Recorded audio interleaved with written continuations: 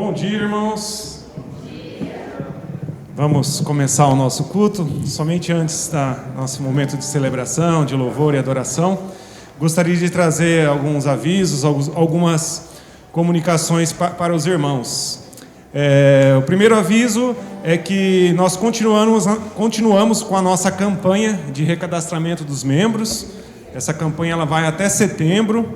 Então, se você não fez ainda esse recadastramento, você pode estar vindo sempre antes dos cultos, sempre meia hora antes do culto da manhã, meia hora antes do culto da noite, e está se dirigindo aqui à sala ao lado do bebedouro, o gabinete pastoral ali.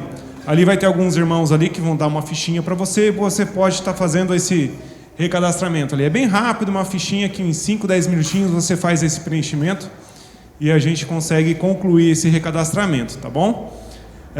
Outro aviso é que esse ano nós começamos agora novamente com a nossa comissão de obras, vai começar a mexer mais algumas coisinhas aqui na igreja. Ano passado nós tivemos um ano com bastante mudanças aqui na igreja, graças a Deus a gente conseguiu fazer mais coisas do que a gente imaginaria que a gente conseguiria, né? Os irmãos que acompanharam toda a mudança do ano passado, a gente conseguiu trocar esse carpete, conseguiu pintar todo o templo aqui por dentro, o templo lá por fora, concluímos aquelas salas da parte superior. Então, ano passado nós fizemos muitas coisas. E esse ano nos traz alguns desafios novos, né? Eu vou pedir para que a Alexandra coloque o primeiro slide sobre as nossas mesas e cadeiras. Vocês estão vendo ali o slide. Nós começamos uma campanha para aquisição de mesas e cadeiras aqui para o templo. Essa tem sido uma necessidade que nós temos tido, principalmente durante os nossos eventos que nós fazemos aqui.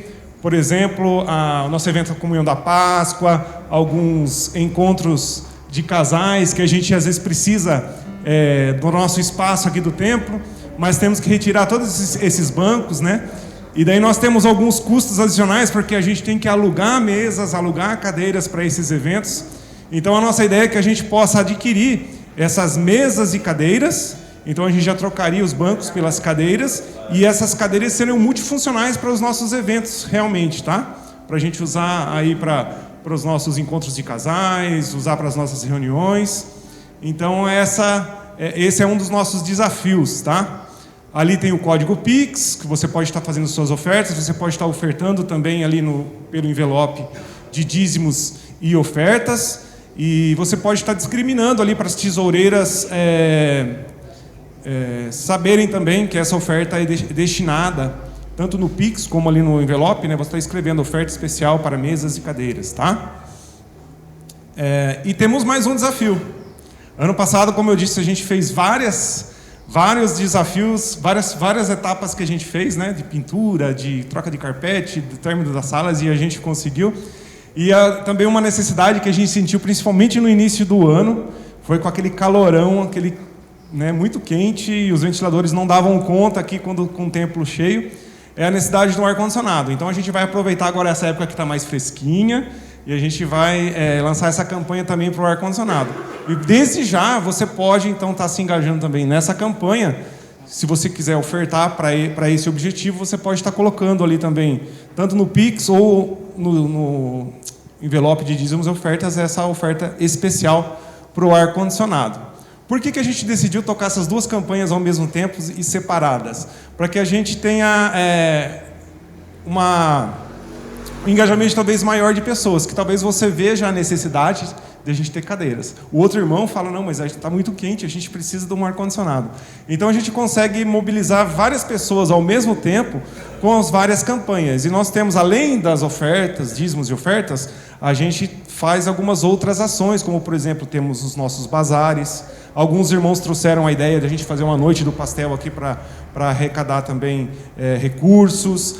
Outros irmãos trouxeram uma ideia de a gente fazer uma feijoada para a gente poder se reunir todo mundo, a gente bater papo, ter aquela comunhão gostosa e também fazer a arrecadação de recursos. Então são várias ideias que vão acontecendo ao mesmo tempo, e a gente pode estar daí concentrando esforços para a gente conseguir dar andamento a essas melhorias, tá? É sempre um tema delicado, né? A gente falar às vezes em valores ali, por exemplo, R$36 mil, mas é algo que a gente vai caminhando, Deus vai abençoando a vida dos irmãos e os irmãos também vão abençoando a vida da igreja e a gente vai crescendo e a gente vai sendo abençoado pelo Senhor aqui através desse ministério. Amém? Vamos orar então, iniciando o nosso culto nesse momento. Vou pedir para você abaixar a sua cabeça, vamos orar. Senhor Deus e Pai, nós te louvamos, nós te agradecemos por essa bela manhã, ó Deus. Obrigado por esse tempo que nós temos agora de comunhão aqui na tua casa, ó Deus. Obrigado pela IBD, o estudo da tua palavra que já tivemos nessa manhã, ó Deus. E agora nós queremos também ter esse tempo de culto, ó Deus, esse tempo de comunhão com o Senhor, comunhão com os irmãos, ó Deus. Recebe agora os nossos cânticos, o nosso louvor, a nossa adoração, a música que fazemos para o Senhor nesse momento, ó Deus. Que os nossos corações estejam voltados a Te louvar, a Te exaltar, a Te agradecer, a Te bendizer, ó Deus, por tantas coisas que o Senhor tem feito, por tudo que o Senhor tem sido nas nossas vidas, ó Deus. Nós nos achegamos aqui nessa manhã, ó Deus, por reconhecer que o Senhor é o Deus das nossas vidas, é o Deus sobre todas as coisas, ó Deus. E nesse momento nos reunimos para juntos, ó Deus, todos declarar que o Senhor é santo, o Senhor é grandioso, o Senhor é merecedor de todo louvor, toda honra, ó Deus, toda glória nesse momento, ó Deus. Recebe o nosso louvor e a nossa adoração. É assim que oramos, no nome de Jesus. Amém. Vamos ficar em pé, vamos juntos adorar o nosso Senhor.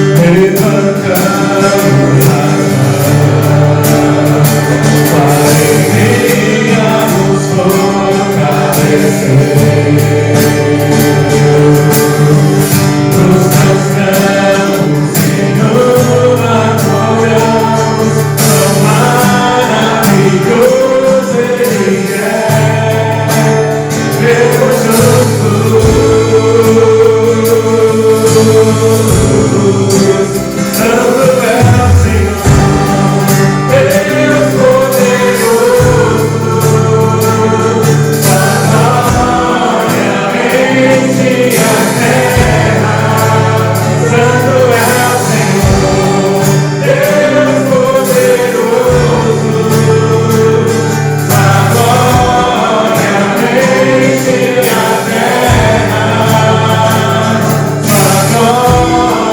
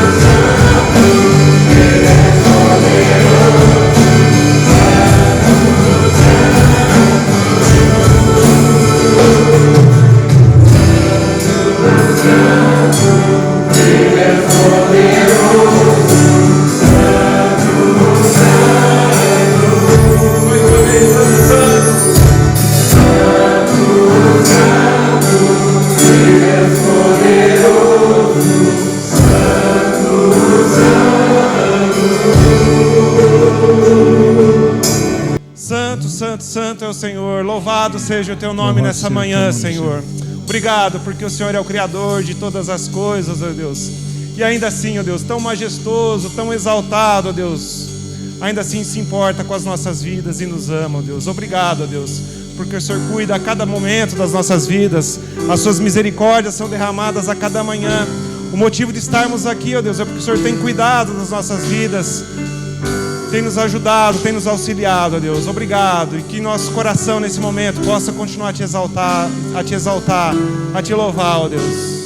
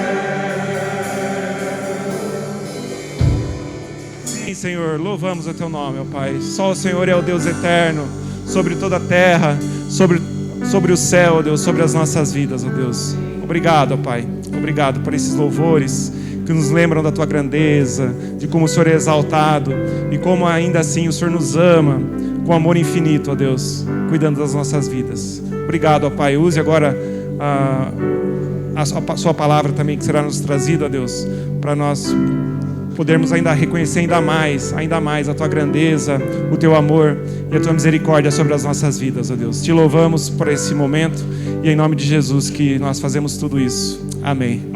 Amém.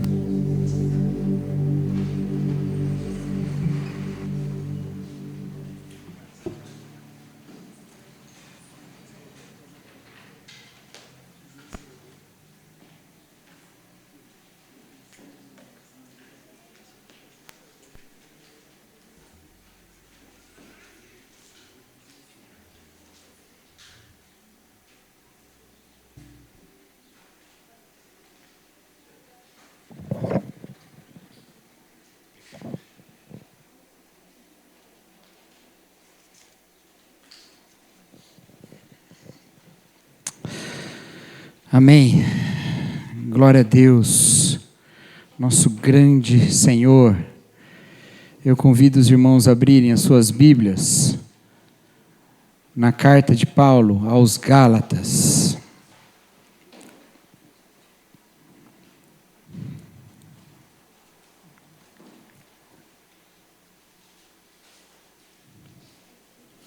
No capítulo 6.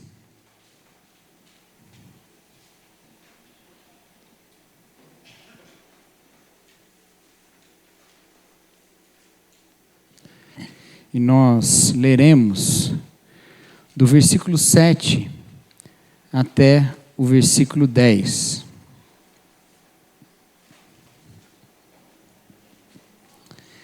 Gálatas 6, de 7 a 10.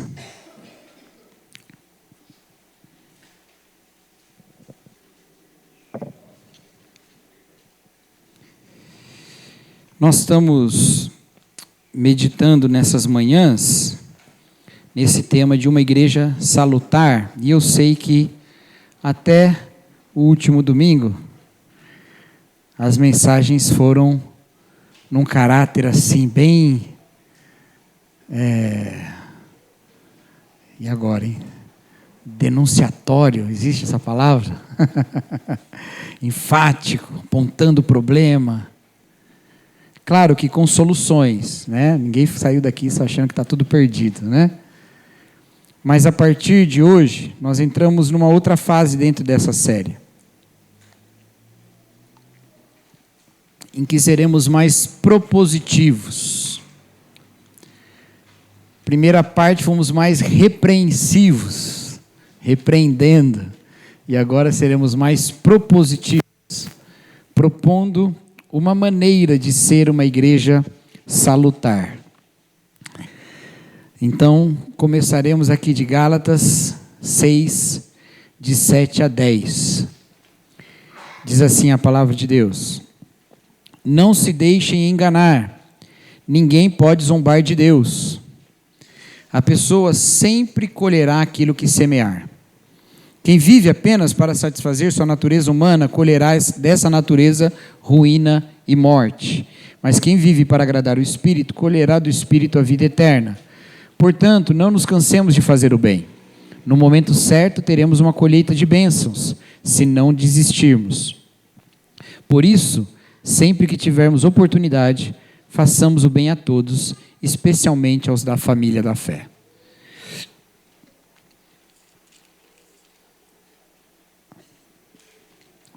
Quando aquele grupo de comédia, Porta dos Fundos, fez uma das suas primeiras representações de Jesus em suas esquetes no YouTube, cristãos ficaram bastante ofendidos.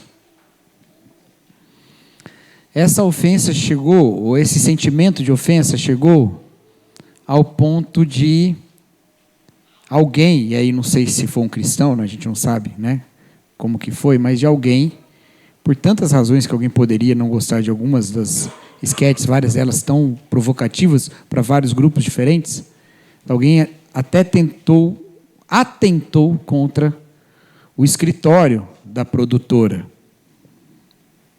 Não na mesma época, tá? Só estou dizendo que essas oposições levaram a isso. Mas a primeira vez, e desde então, todas as vezes, sempre que havia uma representação de Jesus por conta desse grupo de comédia, havia um tipo de reação dos cristãos. Até quando parou de haver, porque já viu que a coisa ia ser assim mesmo. Mas esse versículo 7 é um dos que foi evocados nesses momentos de revolta da cristandade brasileira contra essas representações frequentemente pouco elogiosas de Jesus. Um versículo que diz: de Deus não se zomba, ou ninguém pode zombar de Deus. E esse versículo eu vi sendo usado muitas e muitas vezes. De Deus não se zomba. Olha lá, estão zombando de Deus não se zomba. A Bíblia diz: de Deus não se zomba. O que seria uma boa notícia em termos de cristãos que conhecem um versículo bíblico e aplicam em um momento da história e da sua vida. A não ser pelo fato que esse versículo não está falando desse assunto. Esse versículo não está falando sobre pessoas que não creem em Jesus, fazendo algum tipo de representação pouco elogiosa de Jesus. Na verdade, meus irmãos, esse não é um problema muito grande para Jesus. Porque se fosse um problema grande demais para Jesus, a zombaria, ele não teria ido para a cruz e dado a resposta à zombaria que ele deu na cruz: Pai, perdoa-lhes porque não sabem o que fazem. Aos que não sabem o que fazem, Deus não diz de Deus não se zomba, Deus diz perdoa-lhes porque não sabem o que fazem. Para dar um contexto histórico para vocês, porque hoje na aula da EBD eu fiquei falando um monte de história, acho que eu fiquei animado. Eu vou falar mais um pouquinho. Você já ouviu falar do grafite de Alexemanos? A primeira representação de Jesus na história, representação visual de Jesus. Essa representação visual de Jesus, ela estava, foi tirada, foi levada para o museu, mas ela estava lá em Roma. E ela era um grafite que tinha uma cruz, um grafite mesmo, o cara pegou não um grafite com, não tinha, spray, raspando assim, cravando, na pedra da parede. Tinha uma cruz com um homem, mas a cabeça desse homem era a cabeça de um burro. E do lado, escrito, o Deus de Alexemanos. Um homem com cabeça de burro crucificado, escrito Deus de Alexemanos. Essa representação é compreendida pelos historiadores e pelos arqueólogos como sendo a primeira representação gráfica aludindo a Jesus Cristo. E ela não foi num contexto religioso. Ela não foi uma igreja com um afresco de Jesus crucificado. Ela não foi numa igreja com uma imagem de Jesus ali esculpida. Ela foi num alojamento, provavelmente de pessoas escravizadas, em que estava escrito uma zombaria de um cristão. Esse Alexemanos, provavelmente um cristão, cujo Deus era um Deus crucificado, a gente só conhece um Deus crucificado. Esse Deus zombado com uma cabeça de burro. Esse é o Deus de Alexemanos. Eles usaram essa figura para tirar um sarro na fé deste homem chamado Alexemanos. A primeira representação de Jesus na história, visual, não escrita, porque escrita é a Bíblia, mas visual, foi de uma zombaria. Como é que de Deus não se zomba? E de fato, a zombaria tem todo sentido em relação à cruz, porque a cruz foi um momento de zombaria e de vergonha. Envergonha em muitos e muitos sentidos, meus irmãos. Inclusive no sentido da própria nudez de Cristo.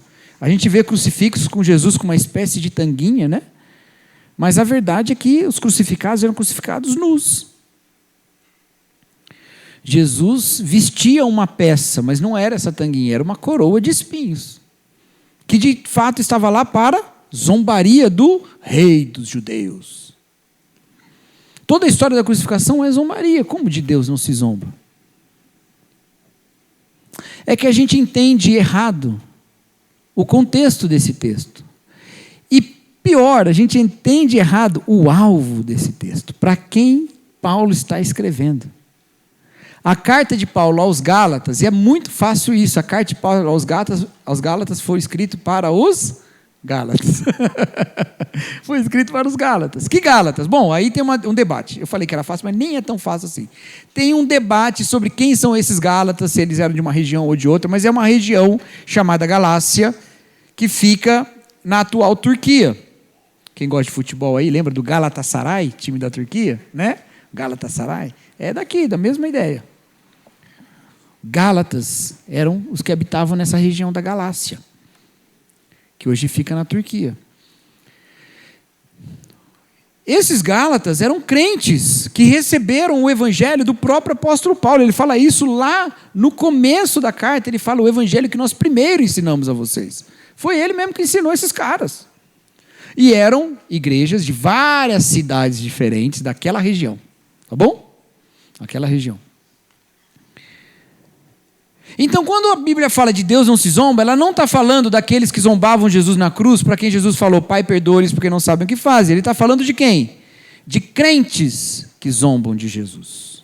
De crentes que zombam de Deus. E qual é a zombaria aqui que acontece com Deus? Qual é o tipo de zombaria?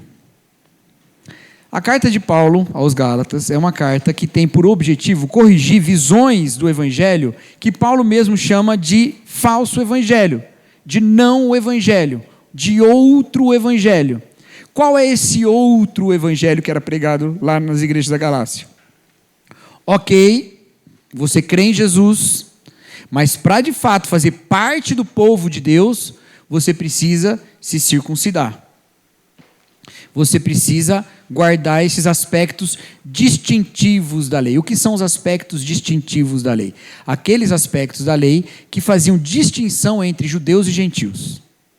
Em outras palavras, para ficar bem claro para você, para virar cristão, você tem que também virar judeu. Essa era a questão. Ok? Judeu como povo, não como religião, porque eles eram cristãos. Mas você tem que virar parte do povo judeu. Você tem que assumir a identidade judaica. Vou dar um exemplo para vocês aqui, que eu já dei no EBD uma vez, mas vou dar de novo aqui. Quem estava aquele dia vai lembrar. A gente manda um missionário lá para o Japão, aí ele vai lá e ensina lá os japoneses sobre Jesus Cristo. Muitos se convertem e falam assim, só tem uma coisa para mudar na sua vida. Para você, de fato, ser um cristão, você precisa parar de consumir o atum cru. Não pode. Cristão não come atum cru. Entendeu? Ou seja, para virar cristão, você tem que deixar de ser japonês. Tá? Para virar cristão, você tem que deixar de ser gentio. Você tem que virar judeu. E esse debate é um debate complexo no Novo Testamento. Tá? Para nós, isso é ponto pacífico. Ninguém aqui está circuncidando os filhos por causa desse tema. Pode estar circuncidando por outros motivos. Mas não porque acha que Jesus pediu.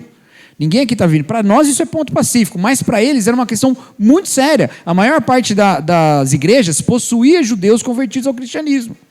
Porque a maior parte do trabalho missionário de Paulo foi nas sinagogas, para judeus. Então os caras se converteram e mantinham a lei. E é muito difícil entender que a lei que fala não matarás continua valendo, não mata. Mas a lei que fala circuncide seu filho, agora está resolvida. E o cara que é circuncidado porque é judeu, pega para o cara que não é judeu e fala, você tem que circuncidar também. Porque se você está cumprindo não matarás, você tem que cumprir o circuncida. Então Paulo faz toda uma elaboração maravilhosa. A carta de Paulo aos Gálatas é um show argumentativo, é uma coisa maravilhosa. Ele usa muitas estratégias retóricas muito boas. Mas, basicamente, ele fala o seguinte, essa aliança de Deus com esse povo, que caracterizou um povo, tinha o propósito de abençoar todos os gentios. E ele diz assim, dentre vários argumentos que ele usa, ele fala assim: Deus deu uma promessa para Abraão, de todos os povos serem abençoados. E depois em Moisés ele deu outra promessa sobre a circuncisão. Não adianta você querer que a promessa segunda anule a primeira. Se é todos os povos, são todos os povos. Não é um povo que a pessoa tem que fazer parte daquele povo. Então a segunda serve a primeira, a menor serve a maior. Esse povo foi um povo para levar os outros povos a essa fé. Certo? Esse é o argumento, um dos argumentos que Paulo vai usar aqui aos Gálatas. Então o que significa zombar de Deus nesse texto? Zombar de Deus significa tomar a cruz como nada.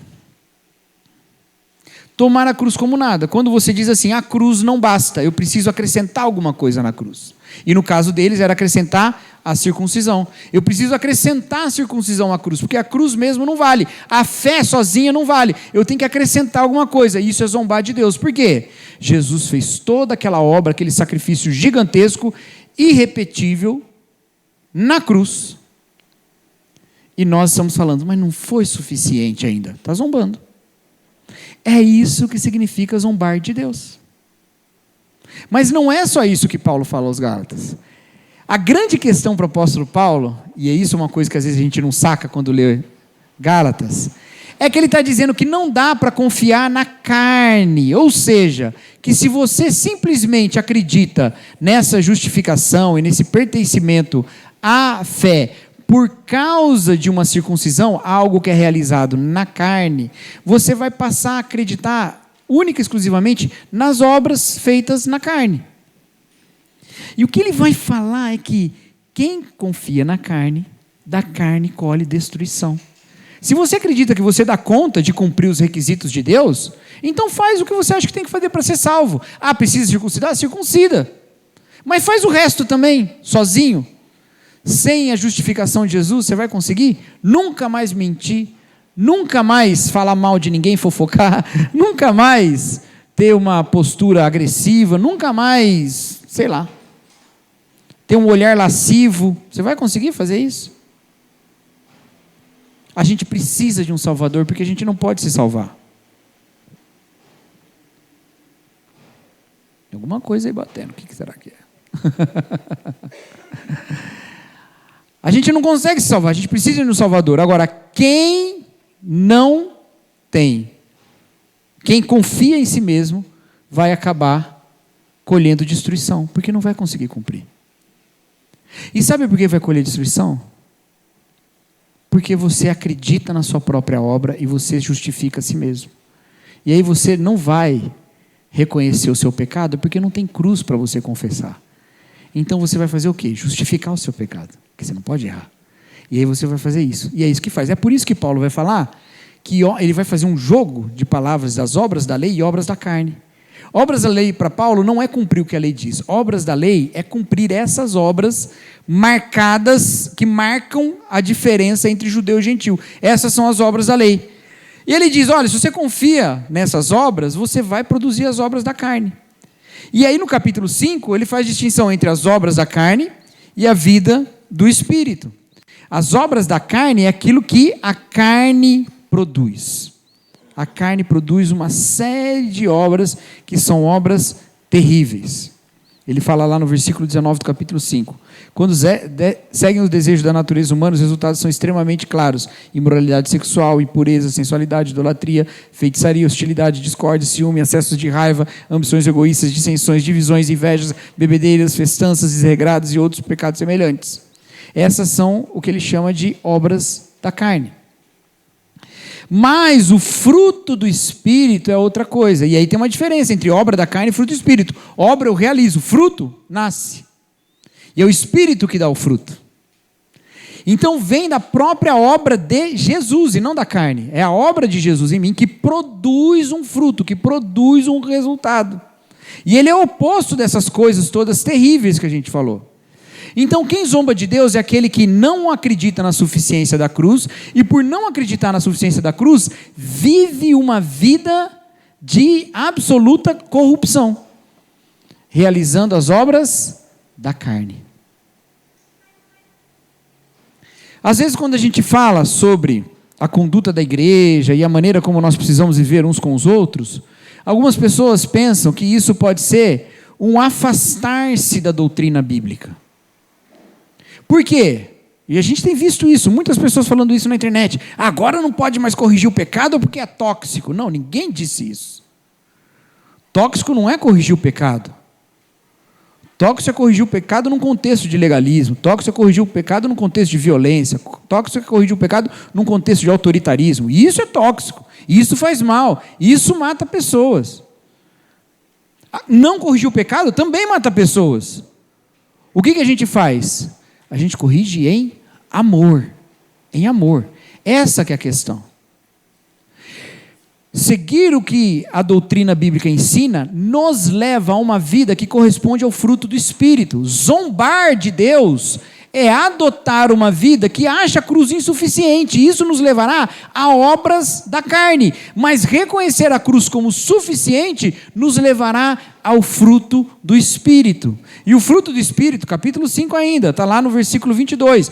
Mas o Espírito produz esse fruto: amor, alegria, paz, paciência, amabilidade, bondade, fidelidade, mansidão e domínio próprio. Não há lei contra essas coisas. Esses 9 aspectos do fruto do Espírito, que são completamente diferentes de ser ranzinza, de ser agressivo, de ser autoritário. Não, é com amabilidade, é com mansidão, é com domínio próprio. É esse tipo de prática. Esse é o tipo de prática do Espírito, que só produz quem reconhece que a carne não produz essas coisas. Quando a gente vive uma vida absolutamente legalista, a gente acha, olha, crente é assim, crente não faz isso, crente e vai o tempo todo legalismo, sem pensar, crente faz essas coisas porque crente é pecador, mas ele vai a Jesus, confessa o pecado, se arrepende e busca nunca mais fazer isso. Se a gente não tem esse discurso de graça e tem só o discurso da lei, a gente fomenta hipocrisia e a gente fomenta destruição uns dos outros. Tanto que no versículo 26, na sequência sobre o fruto do Espírito, ele vai falar: não nos tornemos orgulhosos, provocando e invejando uns aos outros.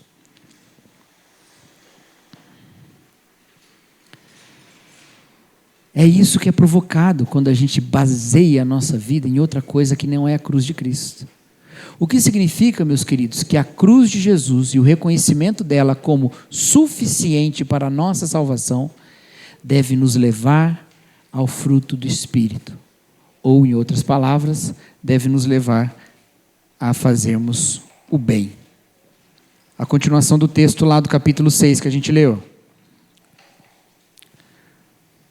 No versículo 9. Portanto, não nos cansemos de fazer o bem. Entendeu? Então, exigir amabilidade, fidelidade, bondade, mansidão, domínio próprio, exigir essas coisas da igreja, não é se afastar da doutrina, é viver a doutrina. É viver. Porque a doutrina cristã deve nos levar a um quebrantamento, a uma humildade e a uma vida uns com os outros que forma uma cultura de bondade. Uma cultura de bondade. Igrejas que são espaço de orgulho, hipocrisia, violência, autoritarismo, exclusão, estigmatização, essas igrejas não são fiéis à Bíblia. E se fazem essas coisas baseadas num suposto discurso de biblicidade, elas não só não são fiéis à Bíblia, como são igrejas em que o ensino é falso. O ensino é falso. Não adianta a gente conectar toda a teologia sistemática e a dogmática de maneira perfeita e usar isso para massacrar o outro, para devorar o outro. Isso não é ser bíblico. Vivermos pela cruz é não zombar de Deus, porque quem zomba de Deus é quem acha que a cruz não é suficiente. Ah, Jesus, muito legal, parabéns, viu? Mas deixa eu continuar aqui que eu preciso terminar minha parte. Isso é zombar da cruz. É zombar de Deus. Quem tem a cruz como base não zomba de Deus. Quem tem a cruz como base vive a bondade. Mas quer saber mais uma coisa sobre isso? O versículo 10 é um versículo que eu amo muito, porque ele é mal compreendido, e o dia que eu compreendi ele, eu falei, agora muita coisa se resolveu na minha cabeça. O versículo 10 diz, eu estou lendo em outra versão hoje, né? Vocês estão acostumados que eu leio na NVI, hoje eu estou na NVT, então talvez esteja aí um pouquinho diferente, mas diz assim: por isso, sempre que tivermos oportunidade, façamos o bem a todos, especialmente aos da família da fé. Aí como que esse versículo é entendido? Ele é entendido assim, tem duas pessoas passando necessidade, eu tenho só um pão, mas uma é crente, a outra é não crente, então vou dar para o crente, porque o crente é da família da fé, o não crente, se eu tivesse 2 pães, tudo bem, mas não tenho, só tenho um. Tenho que usar algum critério, usarei o critério da fé. Curiosamente, esse não é o critério que a gente vê a palavra de Deus usando em outras circunstâncias. Na verdade, até eu falei isso para quem? Falei para o irmão Ivers, para o pastor Ivers outro dia, contei essa história. Domingo passado, a gente estava conversando sobre a vida de amor, né? Ele contou uma história e eu contei essa, eu me lembrei domingo passado, vou usar de novo hoje.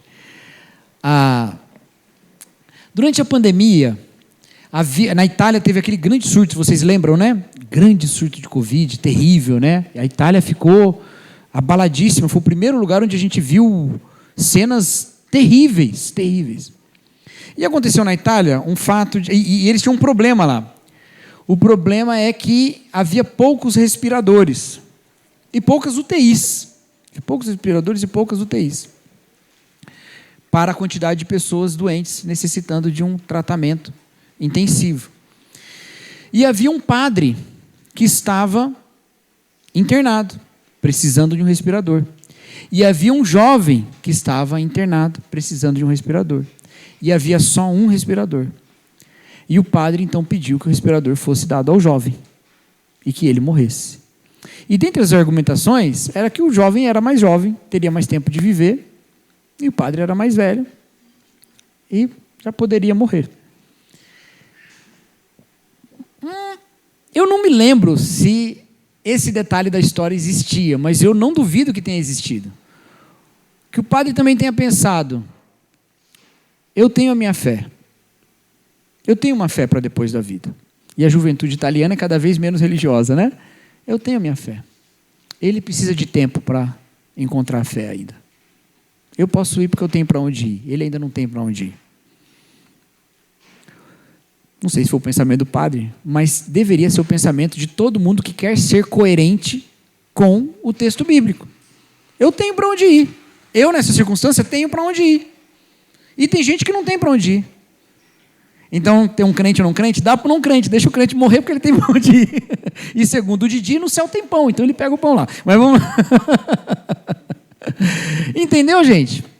Esse texto não está falando isso. Sabe o que ele está falando? Ele está falando o seguinte: gente, não tem como você resolver a maldade do mundo. Você não vai resolver. Não tem como você dar pão para todos os famintos do mundo. Não tem como. Mas na família da fé ninguém pode ter fome.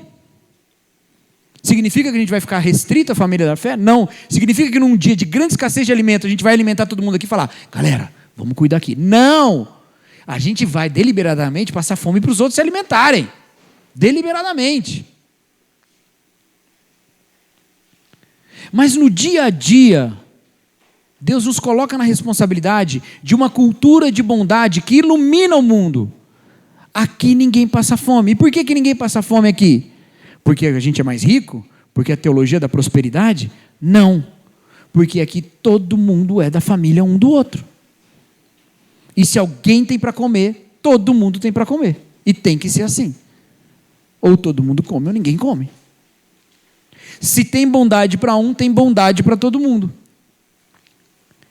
E os outros? Tem bondade para eles também. Para todo mundo? Para todo mundo. A gente não vai encontrar todo mundo. Mas para todo mundo que a gente encontrar, a gente vai ser bondoso. E a mostra disso é a cultura de bondade que está na família. Que está na família da fé. Entenderam, meus irmãos? A ideia é que nós vivamos como uma sociedade que mostre para o mundo o que é a realidade de uma comunidade liderada por Deus. O mundo ainda não é desse jeito, o mundo não será desse jeito, mas aqui tem que ser desse jeito. E a gente vai ser uma cidade sobre um monte iluminando todos os lugares de trevas. Amém? Uma cultura de bondade não é uma decisão legalista ou moralista da igreja. Uma cultura de bondade é um reflexo e a conclusão de uma fé genuína no evangelho verdadeiro. Se eu creio no verdadeiro evangelho, eu tenho que viver o fruto do Espírito como consequência. E essa consequência na vida de cada um de nós gera uma cultura bondosa em todos nós. E aí se estabelece um jeito de viver que é baseado na bondade. Quer alguns exemplos bíblicos? Vamos dar. No mundo, quando temos que decidir alguma coisa, a gente decide a partir do quê? Bom, decide a partir do ganho. Qual é mais vantajoso? Certo? No mundo a gente decide assim, qual é mais vantajoso? Então quando você tem 2 pessoas para um cargo, como você decide quem que vai ter aquele cargo? Quem que vai ser mais produtivo? Quem vai realizar melhor? Fulano, mais capacitado. Então é ele. E se fosse assim, já era mais justo do que costuma ser, né? Mas nem sempre é assim. E frequentemente não é assim, né? Por critérios ainda menos. Se fosse assim, ainda seria mais justo do que costuma ser. Mas na igreja, como é que é? Como é que é? A gente olha para as pessoas e fala assim, olha, você tem um dom maravilhoso de realizar isso. Vem, faz aqui. Faz você. Amém, pode fazer com esse dom. Né?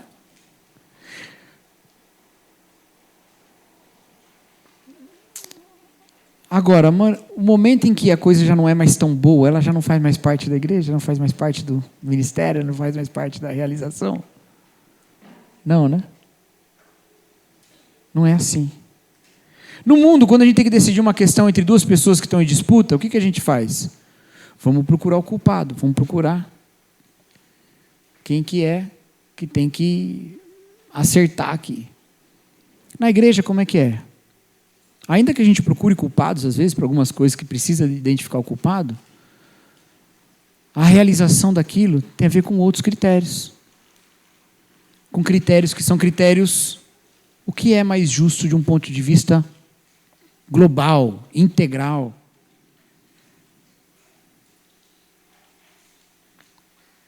No mundo, se a gente tem uma briga, a gente leva para a justiça e resolve, e toma uma decisão e atropela os outros, de acordo com que é a ideia correta. Na igreja, a Bíblia fala para a gente decidir segundo um árbitro chamado paz. A paz seja o árbitro no seu coração. Se eu quero um objetivo e eu vou para aquele objetivo no mundo, eu vou e eu atropelo quem estiver na minha frente. Na Bíblia fala, não. A paz seja o árbitro no teu coração. Decida de maneira que todo mundo fique em paz. Que não tenha mais dissensão. Os critérios são diferentes, porque é uma cultura de bondade. Nem todo lugar pode ser uma cultura de bondade. Tem lugares que vão ter que agir por outras culturas. Mas a igreja é, acima de tudo, um lugar de bondade, de benignidade, de amabilidade. Porque assim ela é fiel ao Deus de amor revelado nas Escrituras.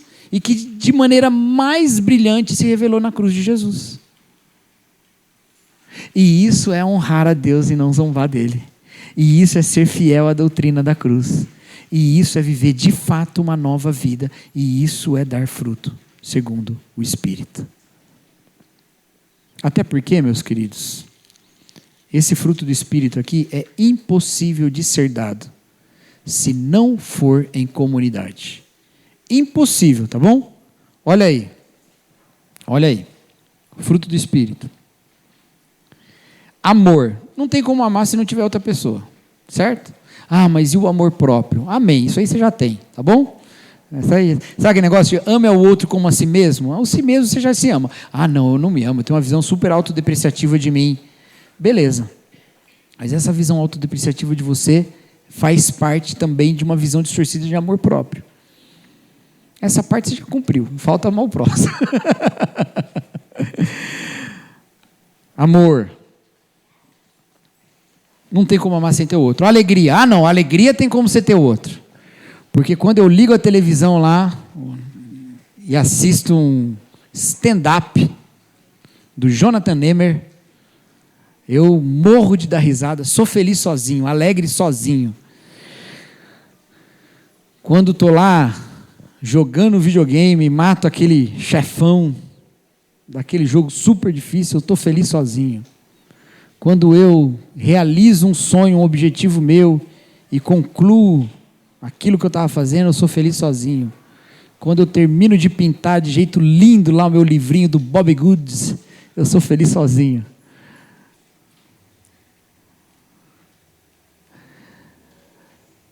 Isso não é ser feliz em tudo que a Bíblia fala.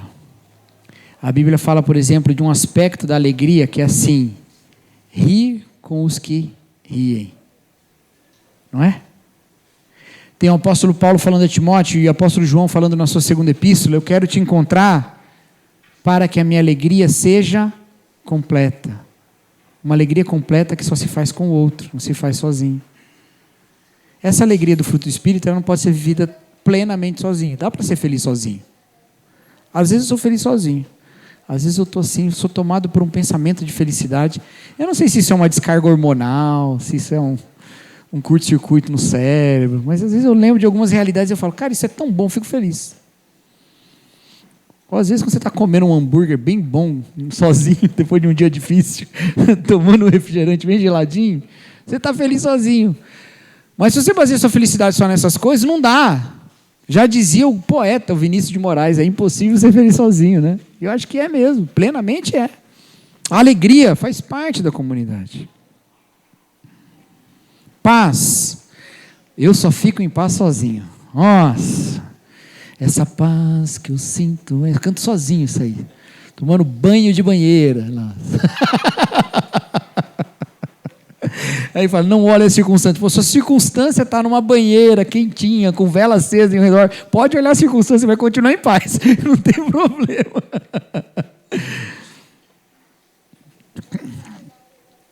Essa paz, ela é a paz do fim da guerra. É a paz de quem não está em guerra. É uma paz selada quando dois lados não estão brigando, ela tem o outro lado. Inclusive, a gente não fica em paz sozinho, isso é mentira, tá? Você pode ficar em paz estando sozinho naquele momento, mas não tendo relações, você não está em paz. Isso aí é uma coisa cientificamente provada. Quando nós não estamos... Tem uma época que eu pesquisei bastante sobre solidão para fazer uma pregação, e eu descobri uns detalhes muito interessantes. A solidão, ela aumenta o risco de doença cardíaca, similar ao que o tabagismo aumenta. E a explicação que é dada, é óbvio que essas coisas são difíceis de dar, mas a explicação que é dada é que, como nós somos seres gregários, encontramos segurança na presença de outro, quando você estava lá na tribo, de noite, sozinho, o fato de ter outras pessoas que podem ver as ameaças antes, te dava tranquilidade para poder dormir. Quando a gente se sente sozinho, a gente se sente em risco. Não tem como estar em paz sozinho. Eu vou falar de todos, tá? Paciência, essa paciência é longanimidade. O que é longanimidade, gente? Ser tardio em irar-se. Essa é a minha parte preferida aqui para fazer essa aplicação. Porque não dá para você ter paciência com o outro sem ter o outro e mais. Não dá para ter paciência com o outro sem ter o outro te enchendo a paciência. Não dá para ter longanimidade se não tiver alguém que te irrite. Então não é só que o fruto do Espírito pede uma comunidade do Espírito. O fruto do Espírito se manifesta numa comunidade do Espírito que é imperfeita. Entendeu? Ele se manifesta desse jeito. E a gente vai vivendo por essas coisas. Bondade, a bondade para com o outro. Fidelidade, é uma fidelidade que realiza a fé, que cumpre o que a fé pede. Aqui a minha traz fidelidade, a sua traz fé, mas a ideia aqui é a palavra grega pistis, que traz os dois entendimentos, tanto fé quanto fidelidade. É o cumprimento pela fé. E quando você olha os mandamentos, eles são, quase todos eles, comunitários. Mansidão, mesma coisa. Mansidão com o outro. E domínio próprio em relação ao outro. Não dá para ter fruto do Espírito sem ter uma comunidade do Espírito. Eu não preciso da igreja para adorar Jesus. Não precisa mesmo, você pode adorar sozinho. Mas você precisa da igreja para viver a vida que Jesus quer que você viva, que é a vida do Espírito. Você precisa de uma comunidade do Espírito. E essa comunidade do Espírito gera uma cultura de bondade segundo o Espírito de Deus, refletindo o que a cruz de Jesus Cristo nos ensina. Amém, meus irmãos? Vivamos a bondade como reflexo da cruz de Jesus. Vamos orar, encerrando o nosso culto? Senhor nosso Deus, muito obrigado, Pai, porque um dia o Senhor nos alcançou com o Evangelho da graça, que nos comunica, que nos fala sobre Jesus Cristo, sobre o seu sacrifício, sobre o como Ele tomou sobre si o castigo que haveria de cair sobre nós. Obrigado, ó Pai, que o Senhor tem nos formado mais e mais para vivermos o bem que vem de Ti. Uma cultura de bondade. Pedimos que o Espírito do Senhor realize isso em nós, porque é um fruto do Espírito e não obra de nós mesmos. E que assim o Senhor seja glorificado no lugar da zombaria que tantas vezes tendemos a fazer, porque vivemos pela carne. Que o Senhor nos abençoe no dia de hoje e que à noite receba também, ó Pai, a nossa adoração. Essa é a nossa oração em nome de Jesus Cristo. Amém.